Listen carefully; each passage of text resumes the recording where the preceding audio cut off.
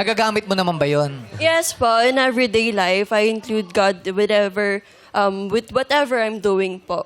For example, sa business po, sa school, sa mga pangarap ko, and everything po.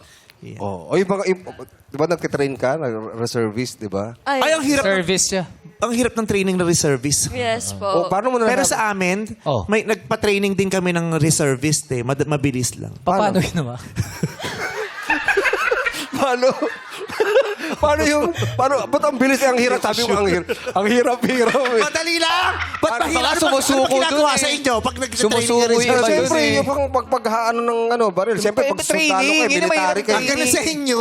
Bakit? Paano ba Madali lang sa'yo? sa amin sa comedy bar, trinain kami ng reservist eh. Paano ginagawa? Pupunta ka na ng mga alas 6 maaga lang, tapos lalagay mo na sa table, reserve.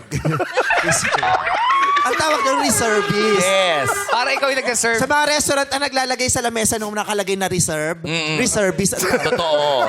Dali, basta pupunta kayo alas 6, tatino mo yung listahan, ilan ano mga table? Ah, ito, naka-reserve. Reservist. Tag the reservist.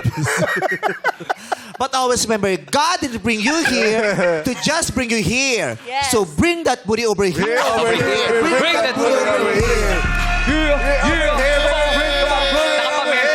Nakapakami. Booty over here, over here. Bring that booty over here, over here. Bring that booty over here. Uy, para napapanood ko yan. Booty over here, over here. Bring that booty over here, over Laman din.